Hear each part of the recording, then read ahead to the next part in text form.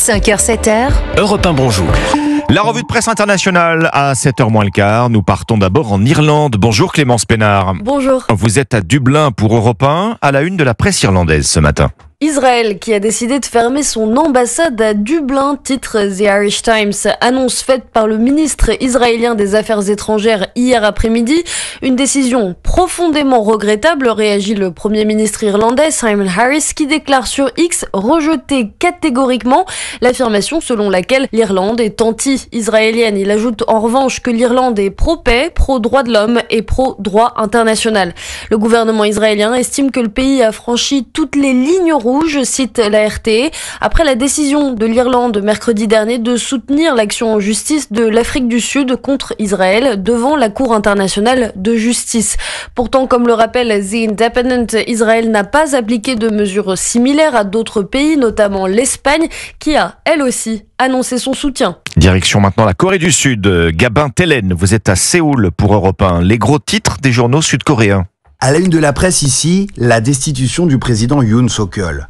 Comme le rappelle Yonhap News, après sa tentative ratée d'instaurer la loi martiale le 3 décembre dernier, le président sud-coréen a été suspendu samedi après un vote à l'Assemblée nationale.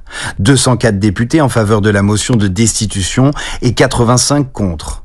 Selon le Korea Herald, tous les yeux sont désormais rivés sur la Cour constitutionnelle qui dispose de 180 jours pour valider ou non la destitution. En attendant, c'est le Premier ministre Han Duck-soo qui assure la présidence.